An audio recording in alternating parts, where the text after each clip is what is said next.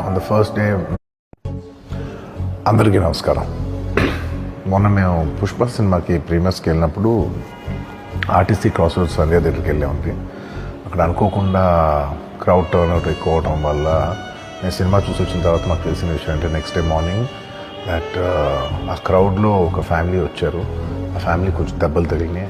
ముఖ్యంగా ఒక lady, the mother of 2 children, ఆవిడ రేవతి గారని, ఆవిడ నెక్స్ట్ డే మార్నింగ్ అన్ఫార్చునేట్గా ఆవిడ ఆ తొక్కి స్లాట్లో దెబ్బలు తగిలి ఆవిడ చనిపోయారని తెలిసింది.